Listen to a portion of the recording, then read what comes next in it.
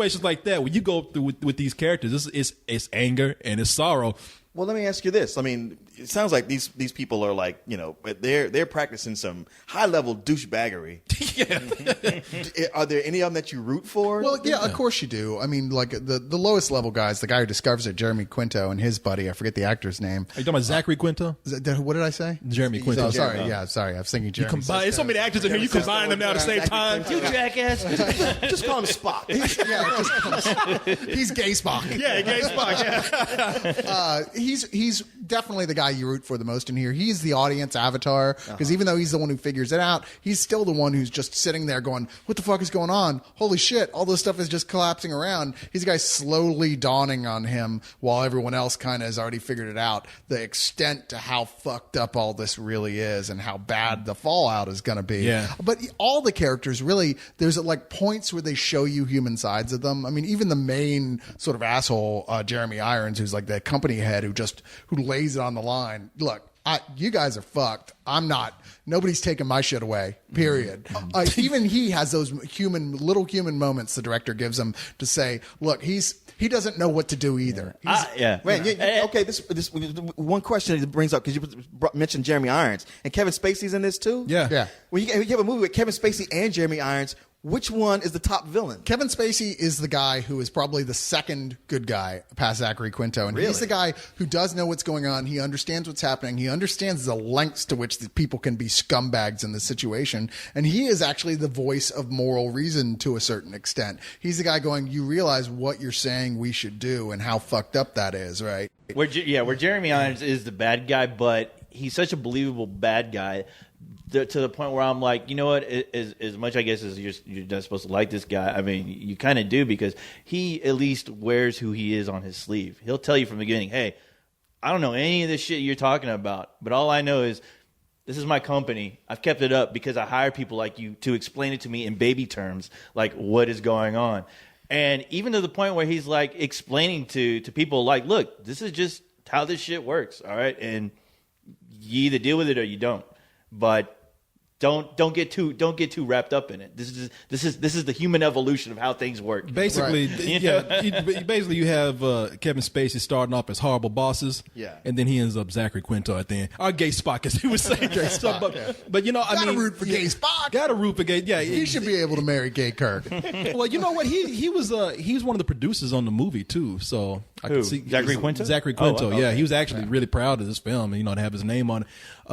And like I would keep saying, the cast is pretty amazing. The short that this director made must have been a blackmail tape, because to get these people in here. Well, maybe Zachary Quinto promised everybody a part in the next Star Trek movie, right? Or he could have done that. Hey, do me this favor. You don't want to be the next Star Trek, huh? Kevin Spacey is Khan. Exactly. Or making franchise. Just saying. Or now that I'm out, I'm gonna call out everybody that I fucked on this. Who's with me? Oh, okay. I'm doing margin call, I guess. But there's two people that I like a lot in here. One of them I like, but still have a problem with him. Demi Moore.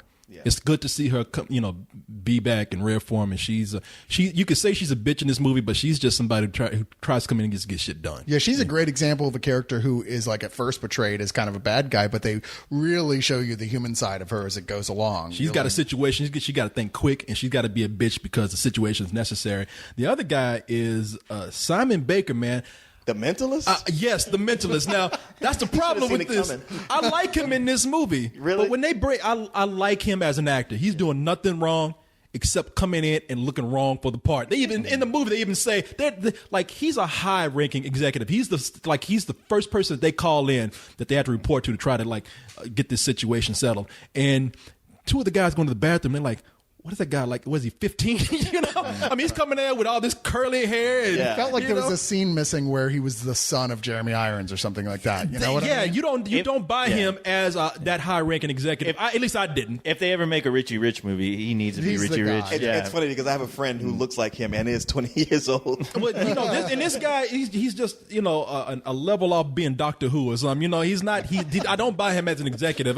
But him in the movie competent actor. I just wish he would have cut that perm or something. You know, that's all. Yeah, they were. He It felt cut like his they were fur. trying to show you a certain type of executive, and he's the guy well before, like, because like later on in the movie, Jeremy Irons is like, "Explain this to me as if I'm dumb," and they Okay. start. It's like, no, Money go bye-bye. Explain this to me as if I was a small child, and it's a mirror for an earlier scene where Yeah. Simon Baker does the exact same thing, Yeah. and it really illustrates how one hand didn't know what the other hand was doing in this situation. As much as it's like the movie's trying to say, look, here's kind of what happened where we're at right now. It's also not really mad at those people either. It's like, look, this has more to do with stupidity and like, you know, people just going, I don't know, shit, that's the other guy's job, than it has to do with anyone going, whoa. Wow, geez, why do I feel like I'm living this movie right now? But yeah, you know, I mean, there's enough there to like. I think the movie is just weighed down by too many scenes that they consider drama, which it comes out to the average audience member as I mentioned earlier, a lot of financial jargon. I give it a matinee. Really? Okay. Yeah. You know, it's funny. I knew I was going to be the one who liked it better than everyone else, and because just hearing what co-host was saying coming out of it, it's like I could tell you liked it, but you didn't love it. And I actually loved this movie. I agree completely with you in the sense that I didn't understand the specifics of what was going on entirely, but I totally got the weight of it. I got what they were saying was going to happen. I got what they were saying, how bad it was. It got across what it needed to, as well as illustrating how we got from that to where we are now. I thought all the performances were great across the board. If anything, I think it was only missing maybe a little punched up script. It could have used maybe a couple more lighter moments, a little bit more to you know, it's constantly on the edge of panic, this film, and it felt like you needed a moment to breathe, and it never really gives it to you at all. But that being said, like I said, I think this is great. I think this is the best movie about Wall Street I've probably ever seen, and that includes Wall Street. I give this a full price. Yeah, I mean, I did enjoy the hell out of it, but I didn't love it. And I think that's because somebody tried to compare it in a way to Glengarry Glen Ross as far as the dialogue, which I'm like, I'm sorry, I just cannot agree with that at all. Yeah, this isn't David Because- Mamet dialogue. No, not at all. Because I mean, maybe that's probably what this movie really needed, because it definitely had the performances for a David Mamet type. It definitely needed that type of script for me to really love it, because like I said, the actors, I think they were completely competent as far as just, you know, doing what they needed to do. But as far as like the common moviegoer, they're not going to give two shits about this movie. They're really not. No, I mean, unless you're a film critic or just somebody who really loves film, I can see people just watching this and just going, okay, why do I give a fuck? I don't know what the fuck is going on here. But other than that, I mean, like I said, pretty damn solid performances. Just wish the dialogue was a bit snappier. So yeah, I'm going to give it a matinee. And you know, and this would be a great movie to watch along with Company Men.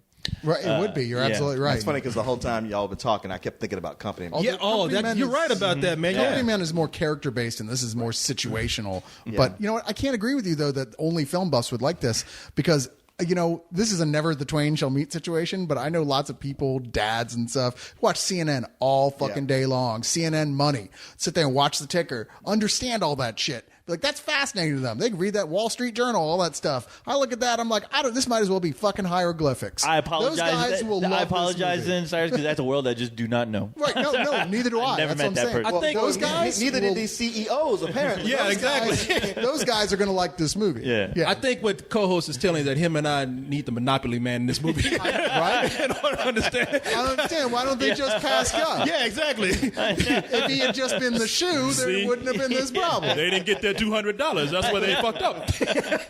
Land on free parking, bitch.